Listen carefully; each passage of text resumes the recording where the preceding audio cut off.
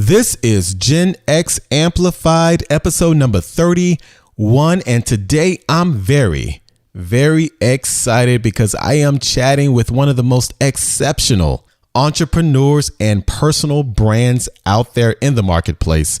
And we are going to chat about how you can create not only a business you love, but a life you love. So, are you ready? Let's do it. Being entrepreneurial in your approach to life, meaning you're going to take action, you're going to be proactive, you are going to engage with technology and learn how to use it, learn how to leverage it to do work that's meaningful for you. Welcome to Gen X Amplified, where we bring you inspirational and entertaining conversations with successful Gen X leaders and entrepreneurs. This is the show created just for you. The powerful generation between the boomers and millennials to help you amplify your story, Maximize your impact, and become Gen Exceptional in business and in life.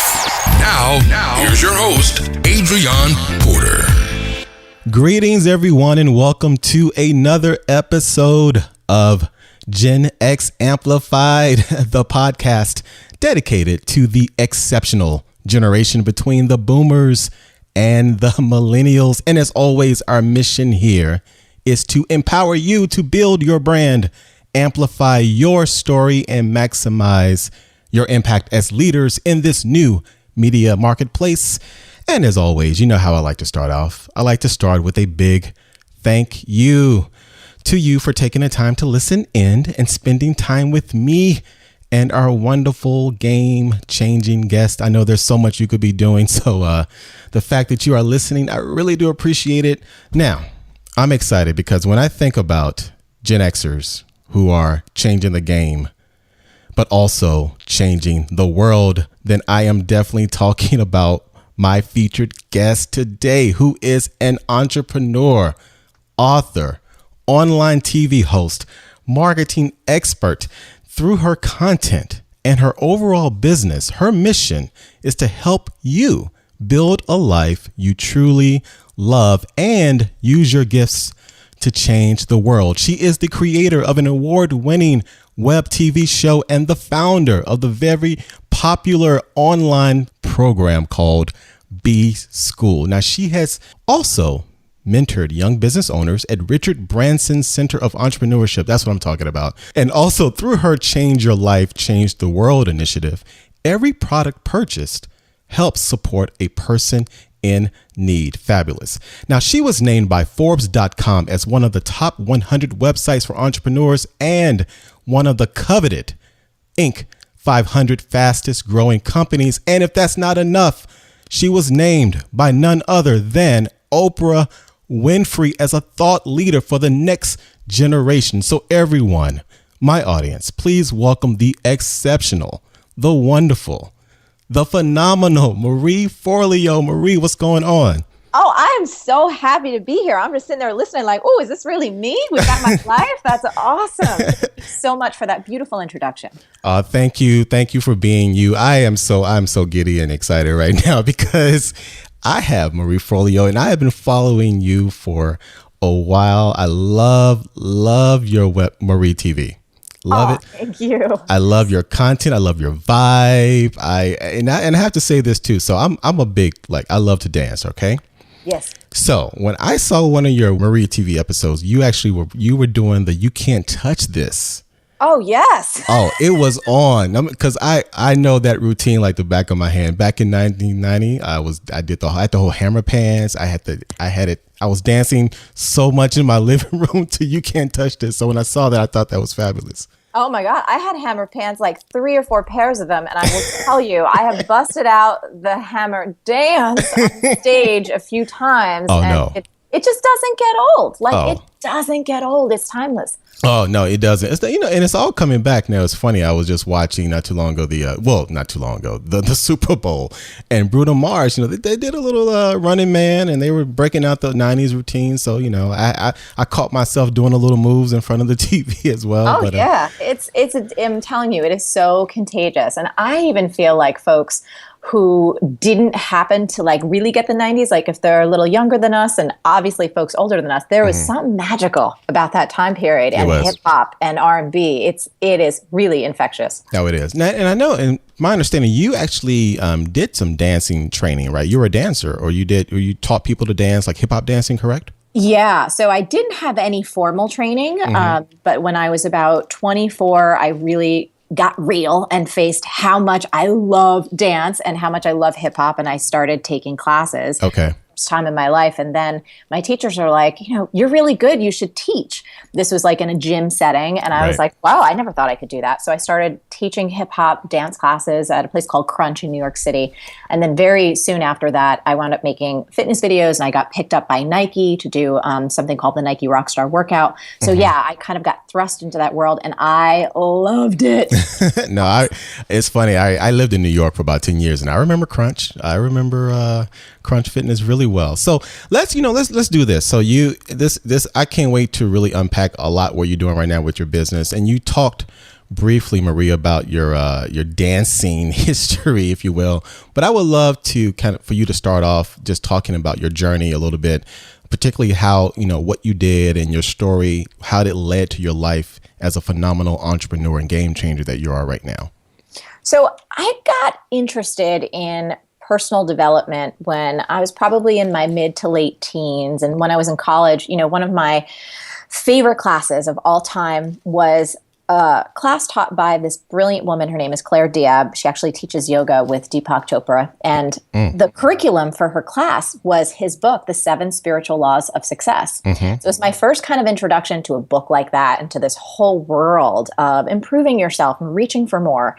And that really turned me on. And, my dad was a small business owner, so I grew up working with him on the weekends, going into the shop, taking care of clients at all hours. So I've always had these different parts of me. I was also a really creative kid. I loved art. I thought I was possibly going to be a Disney animator at one point. So I was always multi-passionate. When I graduated from school, I went to work on Wall Street on the New York Stock Exchange. Wow. Very exciting because a person like me, I have a lot of energy, and I loved it because you cannot sit down. Like, there are no seats. There's these little weird things that flip out that people could sit on, but as a first-time assistant trader, you don't sit. You run around like a maniac all day. And it was exciting. You feel like you're at the center of the financial capital of the world. And while folks around me were incredibly rich from a financial standpoint, spiritually, they were bankrupt. And I could feel intuitively that this was not my path. I couldn't see myself becoming a trader. Quite honestly, the culture there, it's like you get done work at like 4 p.m. and then it's all about cocaine and strip bars. And I was like, this is not what I want. That's not what you want. No. It's fun in your early 20s, but I'm like, listen, I got to get out of here. This is not for me. Right. So I kind of knew in my heart that I needed to find what I was meant to do in the world, but I was terrified.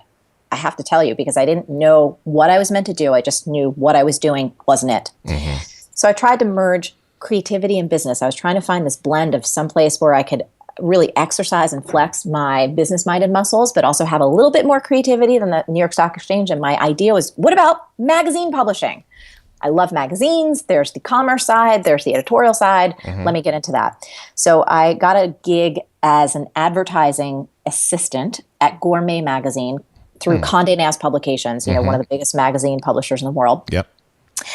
And after about 6 months, I realized I didn't want to become the publisher of the magazine, meaning like the head honcho of the magazine. I'm like, well, if I don't want to ascend and become my boss, what the hell am I doing here? Like, I'm wasting their time, I'm wasting mine. And I was starting to feel these pangs of failure. I was starting to feel pangs of like, wow, I'm really behind in my life. I'm not where I should be by now. I had so much ambition, so much potential, but I felt like I couldn't find my footing. So I thought, okay, well, maybe I'm just still too far on the business side of the pendulum. Let me go get over to the editorial side of Mademoiselle magazine, which is where I went. It was a fashion magazine. And, maybe the editorial side is more creative. You know what I mean? You're putting together all of these beautiful layouts and working with flows and all that stuff. Well, I got to tell you, 6 months in, same thing started to happen. I looked ahead and I saw the editor-in-chief of the magazine, and I knew instantaneously I did not want to become her at that magazine or any other magazine. Why is that, particularly her? Well, not her as an individual. Yeah, I mean, but what she position. did, yeah, position. Why? What was it about her that let you know, that deterred you from this isn't for me? She looked always stressed. Okay. And to be really honest, I knew the pay was like not that great. And one of the things that has always frustrated me with traditional jobs was that someone else told me how much I could make. Didn't matter how much I worked. There was like this paycheck and these were your benefits and you only get a raise maybe, once a year if you're lucky. That whole structure completely warred with who I was as a human being, because I love work. I love to create things. I don't mind. I will go hard. I will go long. But to not have the ability to have the compensation at least match, you know what I mean? To have that fun was really disheartening to me. So, and I have to say, beyond just those two things, it was something intuitive. I don't know if I could fully articulate it, but it didn't light me up. And if something doesn't light me up, I can't keep moving towards it. Right. If I know it's not right somewhere in my body truth that doesn't feel good, I have to move away. So when I was at Mademoiselle, I was on the internet one day, probably when I shouldn't have been, and I discovered this article about a new profession at the time. You got to get, this is the late 90s, like right around 2000, called life coaching. Now, my 23-year-old self, the logical part of my brain goes, are you friggin' nuts? Like, who the hell is going to hire a 23-year-old life coach? Like, this is bonkers. But I have to say, I couldn't deny that something in my soul lit up like nothing ever before. And something felt right.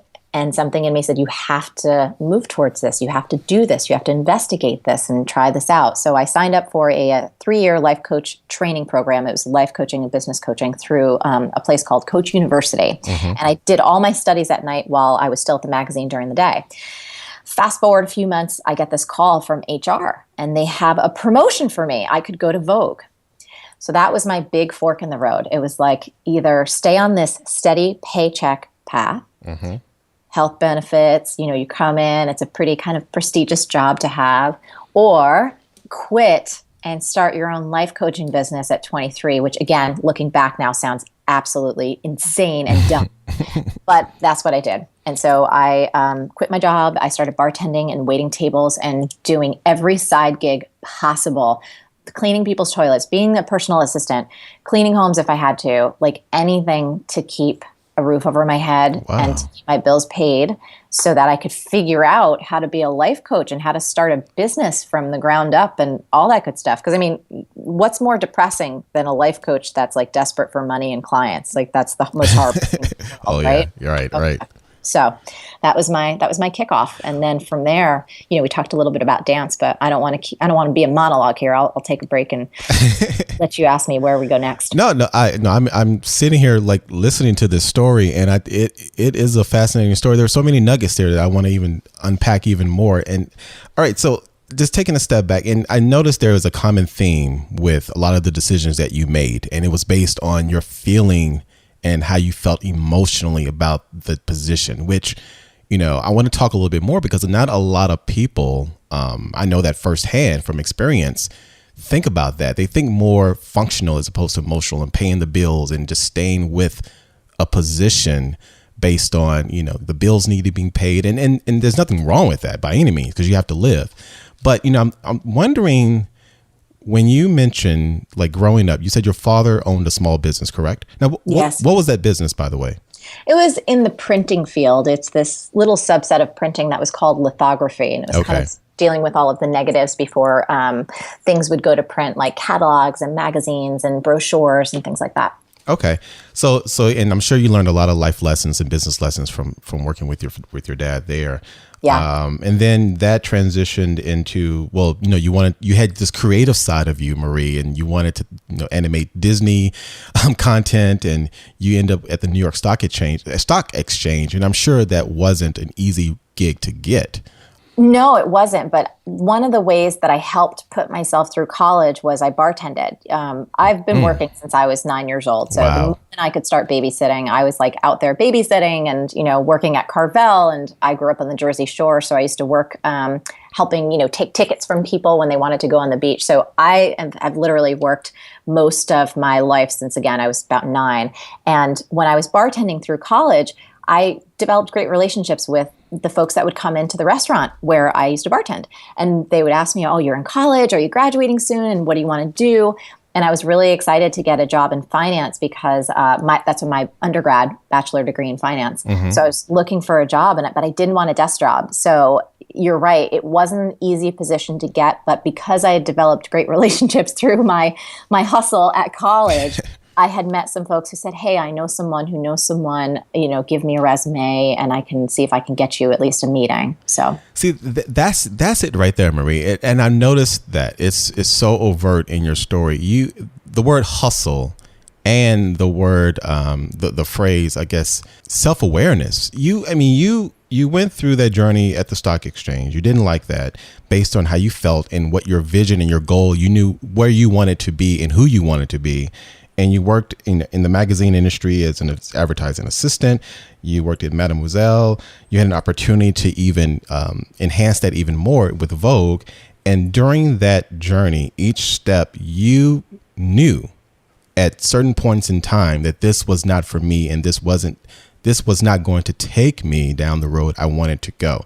And it seems like that always stayed front and center in your mind based on how you felt and where you wanted to go and the hustle. And with all that, it sounded like you had this great skill of cultivating great relationships to get you where you want to go. And that is a rare talent. And I just wanted to bring that out and commend that even more because, you kept your eye on the prize. You knew what you wanted to do. And then when you were reading that article and you found about this new industry, life coaching, your first thought was, okay, wait, well, who am I to be this 23 or 22-year-old life coach? But, you said, forget it, I'm going to do it. I invested and you waited tables, even though you used to work on the floor of the stock exchange. You did what you had to do to reach your goal. And I think that's fascinating.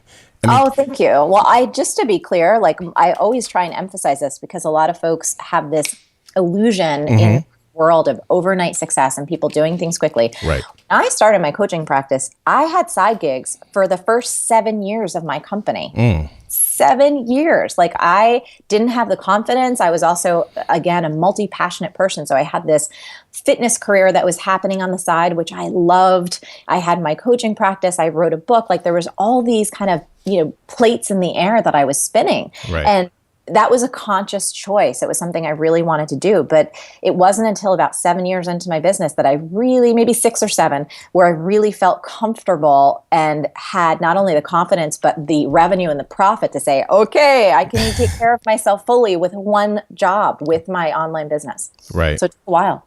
No, it definitely took a while. But where do you think, or how did you develop that acute level of clarity and determination throughout all those experiences? What was it about your life growing up or your experiences that you think helped cultivate that part of you?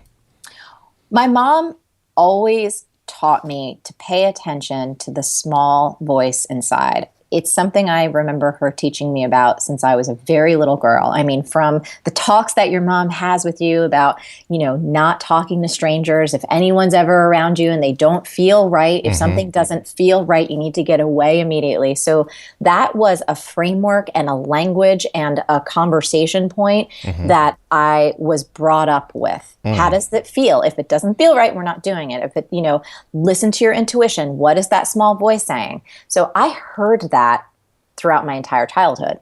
And so by the time I got into the workplace, I was so well versed in listening to that small voice inside because my mom had taught me that's what you always need to listen to. It doesn't matter what's happening on the outside, you have to listen to that small voice inside.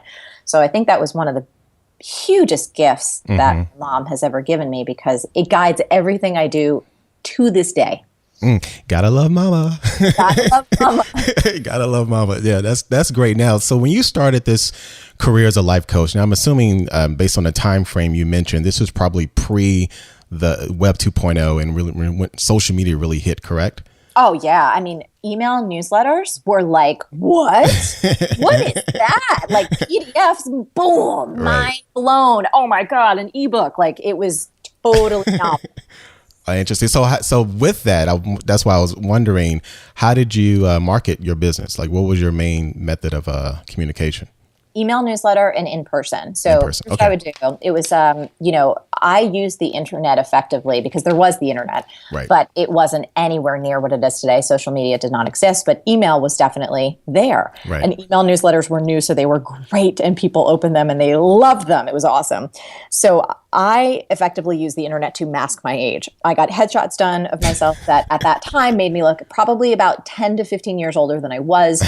And I just started collecting email addresses, like from my bartending clients. When I was teaching fitness classes, I would go to Toastmasters and practice public speaking. So anytime there was an opportunity to get someone on my list, and again, this is back in the day. So I had a yellow legal pad that I would carry around. I'd say, do you want to sign up for my newsletter? What is it? And I tell them about, it was personal development, and I send out an article and it's really inspirational. And I would basically sell them on it, get their email, put them on my list, and then start offering coaching services. And then, in terms of clients at first, like I would coach anyone. Like I'd coach a dog if just to practice, you know what I mean? Like anyone who would say, okay, I'll sit on the phone with you for 30 minutes and just let me try to support them, put them through some paces. So friends of mine, God bless them, who let me work with them as practice clients. And then eventually, you get your first paying one and it's like you're over the moon, and then you get a second. So it just grew very organically, but it was email and it was just in person.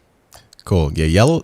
I still use actually a yellow legal pad. By the way, sometimes I love just the paper aspect of taking notes. But I agree. I always have a few journals going at once, like little notebooks and the actual journal. So I'm with you. Oh yeah. So let's talk a little bit about Marie TV. So how did you start? Why did you start Marie TV, and around what year was that? And how did that get started? So it got started again by a still small voice inside that said, and I heard it in my mind and in my mental theater and somewhere where you hear voices, like not as though someone was speaking to me from the external world, but the internal voice was very loud and very clear. And it was like, you have to do more video. You have to do more video. You have to do more video. And it was this kind of demand/request that was on repeat. I was like, okay, I'm going to do more videos. Like I was talking to myself. And this was about 2009, 2010. So right when, kind of before iPhones and your camera, but definitely web cameras were around. Right. And because I had done some work, I think I have like 4 fitness videos out there. And that was kind of my first on-camera work as a professional. And I really loved teaching, and I really loved doing that in that format with a camera. I realized, I said, you know what? I've been writing blog posts. I've been writing email newsletters for years now. Why don't I just open up my laptop and press record and then just start talking? And so those are my first videos. They're all still online.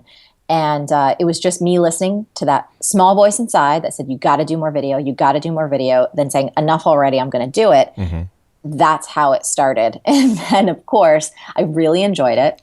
People started enjoying it, and it turned into a thing kind of organically. And, I discovered very quickly that me just talking into the camera, not really having a set list of questions. And, I started to really understand, like, oh, if I want to do this better, I should really have these questions. I need to shorten them up. And then sometimes I'd watch back the show and I was like, oh, I forgot to share this quote, or, oh, there was such a great chapter from a book. I could have really given that example, or, oh, I remember this, once working with a client, I could have told that story. And I would so get angry at myself because I feel like I didn't deliver enough value in those initial off the cuffs, that's what gave me the incentive and the inspiration to really start formalizing my process and saying, oh, okay, I really want to look at this question.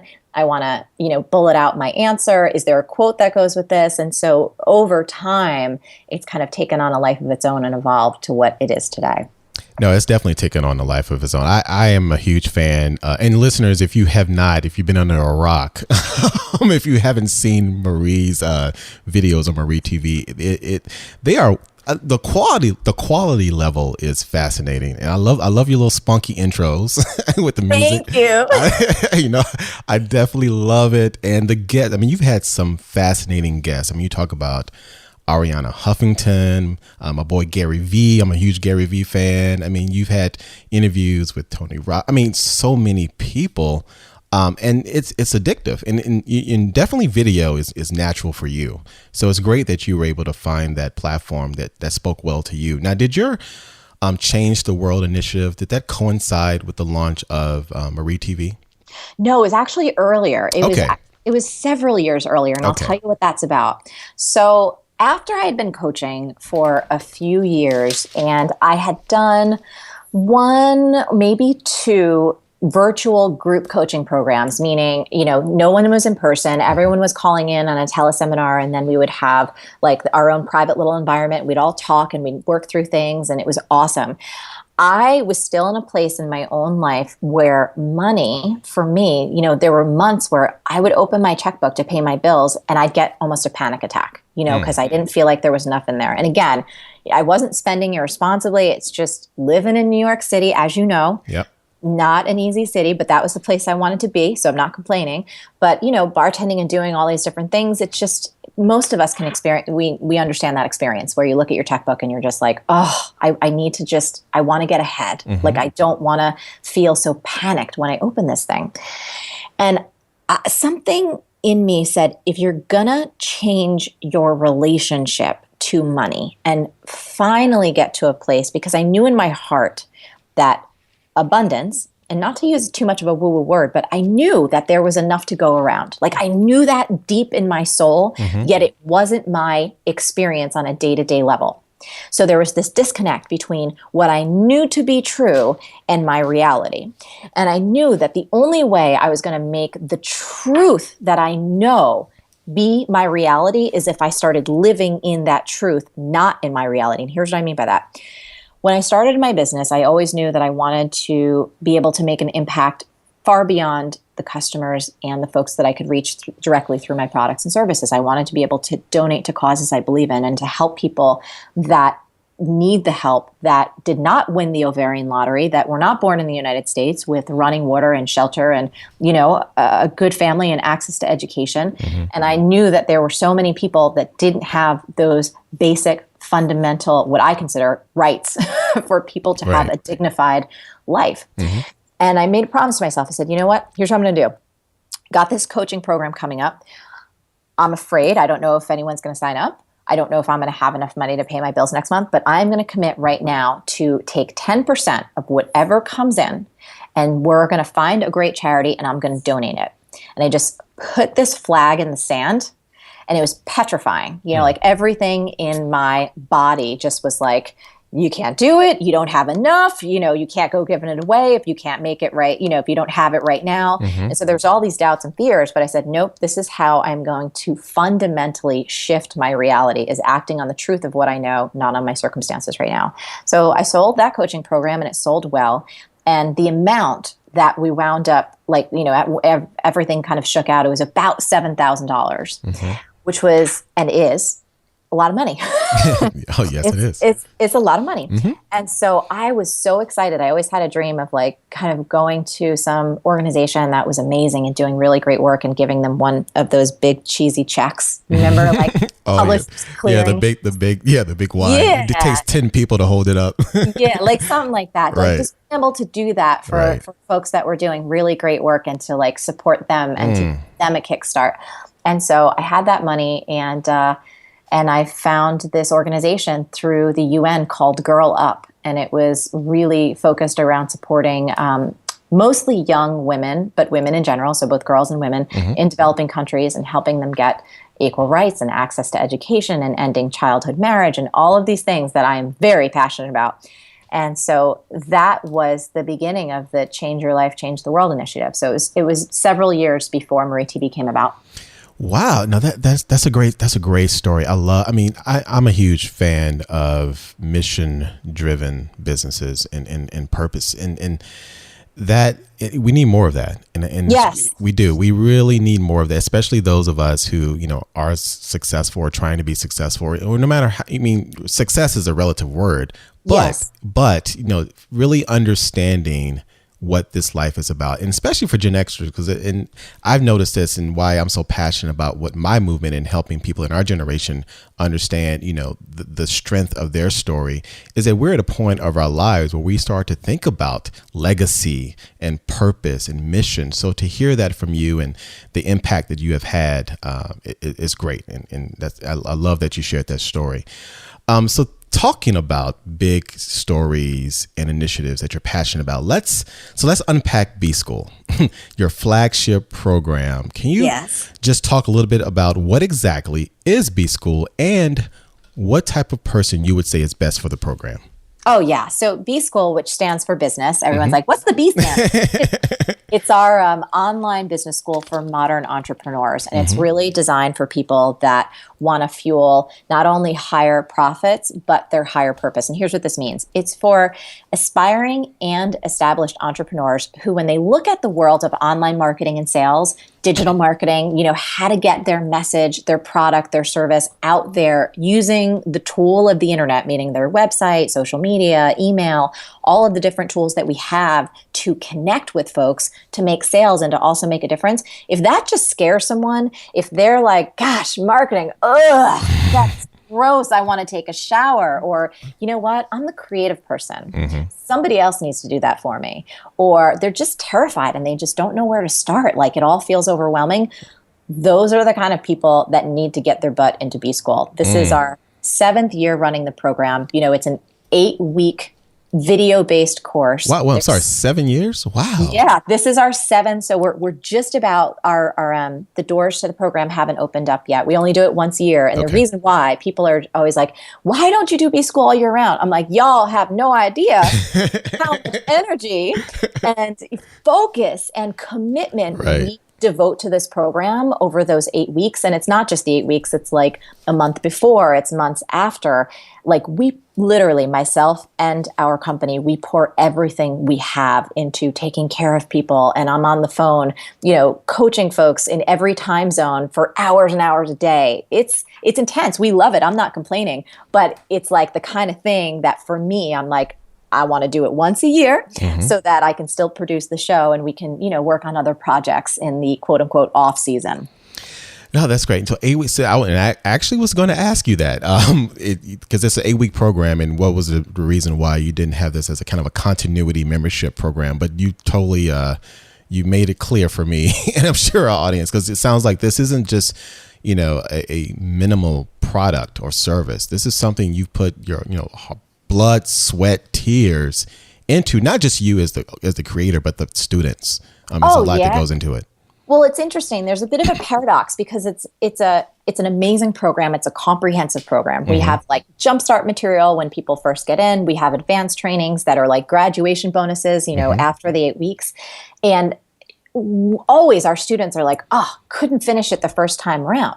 So everyone gets lifetime access, meaning you can come back. First of all, once you go through the 8 weeks, you have that material for life. It's yours for life. We generally update and tweak almost every year. So every time we upgrade our material, all of our students get it for free. Like we don't charge people extra. And our students come back every year when all of us are doing it together live. And it's just like you get to re-look at your business with fresh eyes, usually with some fresh ideas, with a whole community of people. We have students in 112 countries around the world across 160 industries. Wow. So the different frames of references and, folks just at the beginning of their journey and folks that have multi-million-dollar businesses, everyone's hanging out. And everyone wants to grow and everyone's cool and they want to not just make they don't just want to make money, they do want to make a difference. And that for me is the heart and soul of the program. It's like people aren't just looking out for like, how can I get mine? Money is awesome. We love money, but everyone has a bigger reason for what they're doing and why they want to create it. See that this is great right here, because and as I think about like this audience and this mission for this podcast and what you're doing, so like Gen Xers, people mid-30s to mid-50s, a lot of us are struggling struggling, especially if they're pursuing starting a business, especially with this online new media, and B School sounds extremely ripe for this audience, because a lot of Gen Xers who are leaders that may be working in a company or trying to build a current business, they are scared. They're like, what are all the Periscope, YouTube video, social media? Oh my God, I can't do it. And it sounds like this program is tailor made, especially for that mid-career leader. Now, would you say is the demographic more women, or is it mixture, or how would you describe it?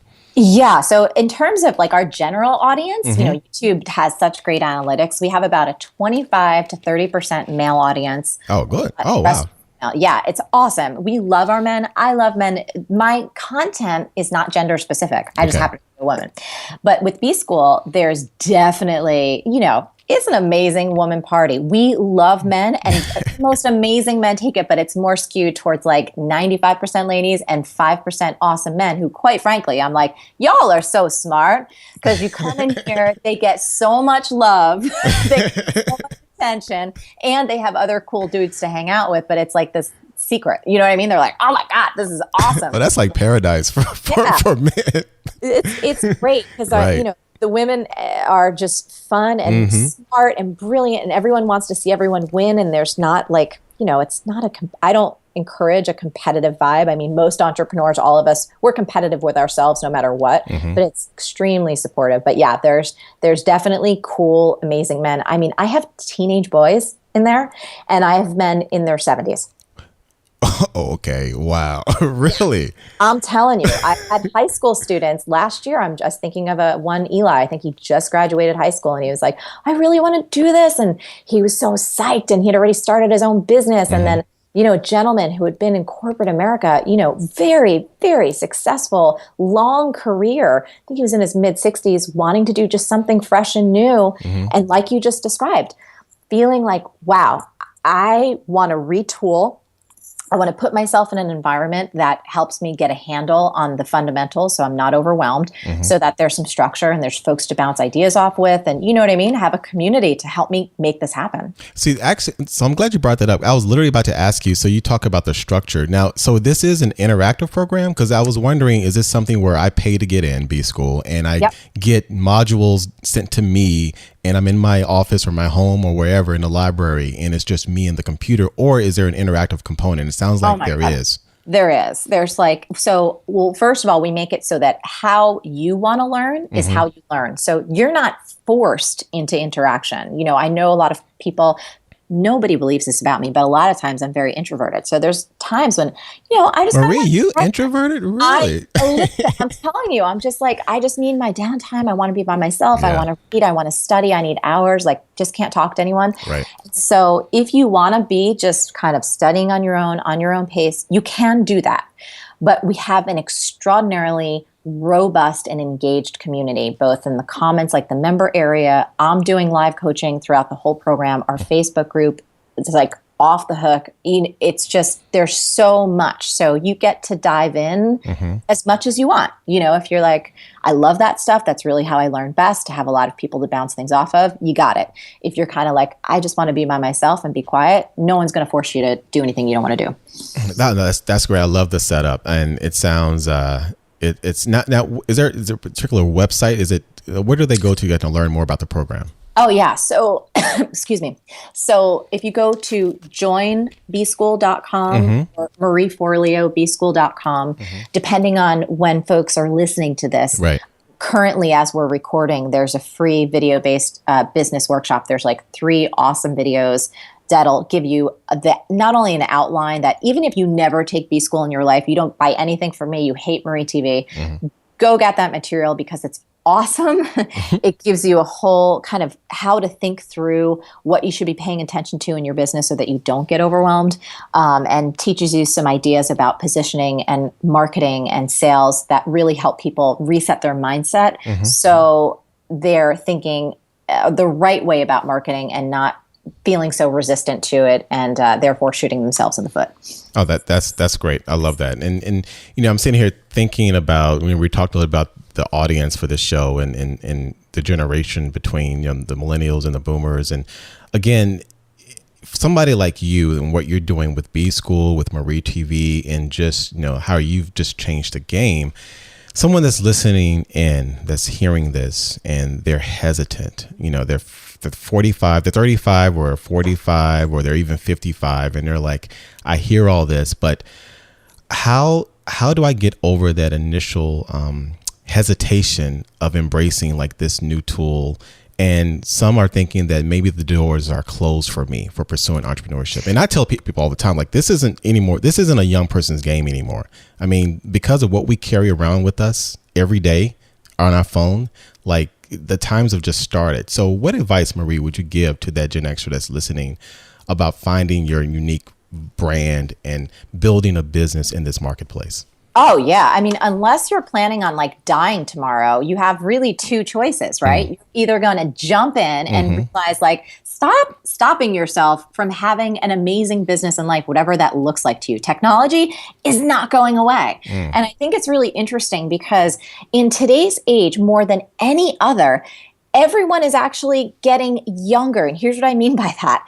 Like, if you think about what 50 years old or 60 years old meant just 30 years ago, it was definitely much older than it is right now. If you look at how people look physically, you'll see people in their 40s and 50s oftentimes, and I'm not talking about any injections or any plastic surgery, just looking like they're in their 30s. I mean, I see it all over the place. Yeah, you look like you're still 21, so, Thank you. I just want water and green juice, and I'm a happy camper. And honestly, people always say, I'm actually genuinely happy, and I think that is like the best fountain of youth ever. But my point is, we all know it. Like, 60 is the new 40. People are living to be 100. So in terms of this thing like, oh, I'm too old, get over it. That's insane. Unless you plan on checking out, like, you're going to have a miserable life. And I'm not saying that everyone should start a business, but being entrepreneurial in your approach to life, meaning you're going to take action, you're going to be proactive, you are going to engage with technology and learn how to use it, learn how to leverage it to do work that's meaningful for you, whether it is your own business or you want to be in an entrepreneurial business. Maybe you're not the owner, but hey, you operate like one and you have a great paying job and bonuses, and it practically almost is your business. I think that people really have to just get with the program, because either you're going to do it, jump in, have an amazing adventure, you'll stay even younger if you keep learning, or you could just be miserable and sit on the sidelines and keep saying you're too old. And in 20 years, you're going to be like, oh my God, I was so not old. Like, I looked so cute. Look at those pictures. Looking on your Instagram going, I wish I had that skin. I wish I was that cute again. See, preach, Marie. See, I love this. And this is exactly this is so true. And what I tell people all the time, and it's understandable when you're in your 40s and you're wondering we are not old. We're just getting started. I mean, because of the smartphone, because of now high-speed internet, because of mobility, like you can start, if you're freaking 65 years old and you want to start a business creating, I don't know, dog sweaters, like you could do it and think of a massive way to communicate your product, your services, to find your audience. And there's so many ways to do it now. Like you're so right. Like back in the day in the 90s when we were dancing with our big hammer pants on, you remember that? When we were watching, I don't know, Full House or whatever it was.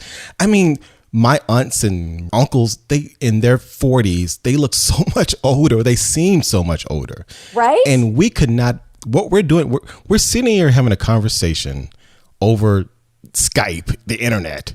I'm in my home, in my office, and we're creating content. You create credible, game-changing content all the time through Marie TV. You have B School. Like, could we have done this 30 years ago? No.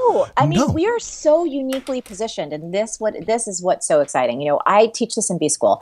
It is your attitude about technology, not your aptitude, that's going to determine your results. All of this is learnable. One of my favorite and my key phrases, another thing that Mama taught me, everything is figure outable. It really is. Nothing is rocket science. It's not. None of the social apps. I mean, here's what's awesome, right? When I was starting my business way back in the day, like getting a website, that was like rocket science. Hardly anyone knew what the hell they were doing. They were expensive. No one knew how to code. Now it's like drag and drop, like building, optimization funnels and, getting leads, like everything is drag and drop. So technology just keeps making our life easier if we choose to see it that way. And you have to just realize it's only going to keep going. So in my opinion, burying your head in the sand and just being a victim or going, I can't do it, you're going to have a crappy life. Like, seriously, your life is going to be really shitty. So don't do that. I love it. As you said earlier, get with the program and drag and drop. I like that. See, I can go on and on. This is so great. I know we got to wrap up, but this is a fascinating conversation because what you're saying is so important and people need to hear that. And we're doing this, we're saying this to help and to speak truth and to speak to I'm learning and listening myself as well. But I just want to interrupt you there for a second. Me too. Constantly learning. I'm always seeing all kinds of stuff that I do not know about. Like I'm actually right now, we're recording this. I am at a digital marketing conference. You know why? Because I don't know everything. I know I don't know everything. And I'm literally getting my mind blown right and left. And I'm so excited about it. I'm excited about the things I don't know. I'm excited to have other people teach me and show me like, hey, Marie, here's what you could be doing better. I'm like, awesome. Let's go try that. But I really do. I think it's about our attitudes. And if we come at it from a sense of curiosity and play and adventure, and we're connected to how do we want to be in this world? Who do we want to be in this world? And how do we want to contribute our gifts in a meaningful manner? You don't have to be totally online, but you do have to engage with technology based on where we are right now to get your message out there, to get your gifts out into the world, to be able to work within companies that are doing fantastic things and you want to contribute and participate. So again, it's not about necessarily always starting a business, although that's awesome if that's your path. But I do think that there's tremendous opportunity to thrive, to make a great living, and more importantly, to make a difference if you embrace where we are and if you just go, you know what, I'm going to listen to Marie. Everything is figure outable. Let's dive in and do this. Love it. Everything is figure outable. Marie, this is great. Now, before I let you go, there are two questions that I ask my guests at the end of the show. And speaking of curiosity, play, and adventure, I cannot wait to hear what you have to say to these questions. So you ready for it? I'm ready. All right. So Marie, if there was a song that would play every time you enter a room or when you walk down the street that captures your brand and the story of Marie Forleo, what song would that be? Basically, what would be your own personal theme song? Okay, so you ready for some cheese? I'm ready for it. Dude, we're going for it. So now, I don't know if this is going to be for life, but this is going to be for right now because this song always gets mama going. It's a little Montel Jordan. This is how we do it. Oh, no, you did not bring up the Montel Jordan. This is okay. Because I know. I mean, anytime you go anywhere and this is how we do it. And it's just like I just don't know anyone who can't help them. You can't stop yourself from dancing or at least a little head bob or going like, oh, yeah, it's Friday night. Exactly. No matter what night it is. Okay. See, we've taken a time capsule to the 90s on this episode. I mean, I'm okay. I got to go find some hammer pants. I got to break out some This Is How We Do It. Sure. I love it. I love that. This is how we do it. Montel Jordan. Okay, so and lastly, if there was a tool, Marie, or resource like an app or a book or a website that you recommend to Gen Xers, Gen Exceptionals, as I call them, who are either business leaders who want to accelerate their career or somebody that's looking to start a business in this new media marketplace, what would it be? Without a doubt, hands down, a book by my friend Stephen Pressfield, The War of Art. It is probably my favorite book of all time. I reread it at least once a year. You will blow through it in a few hours and it will change you on a fundamental level. And actually what's so beautiful about this is it addresses the very thing we were just talking about. Stephen, in his lens, calls it the resistance. It's that force. It's like gravity that whether you want to write a book, whether you want to change your career, whether you want to start a family, you want to start a business, you want to start a nonprofit, there is this thing in all of us. It holds us back. And he just names it. completely analyzes it, tells you how to overcome it, the resistance. So War of Art, Stephen Pressfield, one of my favorite books of all time. And I think everyone on the planet should read it. See, this is great because I haven't heard of that one. And I definitely got to check it out. The War of Art. You said Stephen Pressfield? Yes, it's genius. Love it. Love it. Thanks so much for that. I'm definitely going to check it out. Marie, I'm getting sad. I have a tear dropping on my eye because this has been great and I have to close. But this has been probably one of the best conversations I've had in a long time. And we had some fun. You brought me back to some hammer time. Yes. And this is how we do it. I'm going to do the Running Man.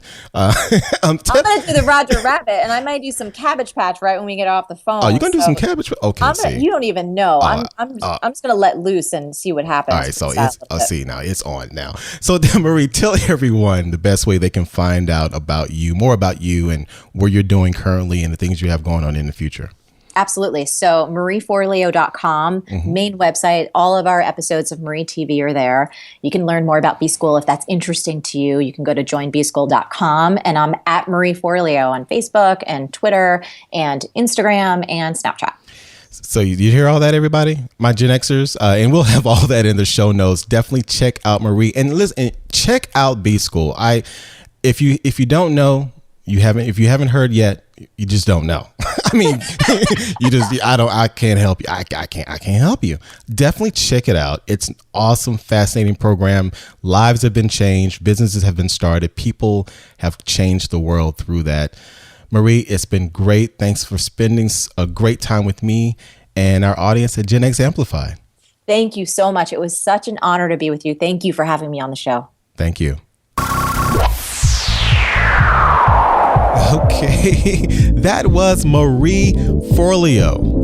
Marie Forleo, entrepreneur, web TV host, marketing genius, dancer extraordinaire, and the founder of B School, the online program where you can learn how to fuel higher profits and a higher purpose. Wow, that was such a great chat with Marie and so much fun, right? I mean, also very packed with value nuggets and tips and insights. And I just loved listening to her personal story and how she remained focused and determined to make a change in the world through her brand and her business. Great stuff. So as I mentioned earlier, definitely follow her if you haven't already on Facebook, on Twitter, on Instagram, on Snapchat, and check out her website at marieforleo.com. And check out B School at joinbschool.com. So actually, speaking of these links, you can go over to the episode's show notes page at genxamplified.com/031 to get the links to the resources and the key takeaways from our conversation. And also, speaking of resource, definitely check out my own free resource that I've put together for you. It is a PDF that you can download called 10 Tools Every Entrepreneur Needs in This New Media Marketplace. And I list out the tools and resources that I use for my business and my brand. So get that, and I hope it adds some value to your life. So, as always, this is the end of the road for this episode, and I really appreciate you listening in. Please go out and share this podcast with your friends, with your colleagues, with your family, so we can spread the word, so we can amplify the exceptional generation and spread the love. So until next time, all the best to your success. Take care.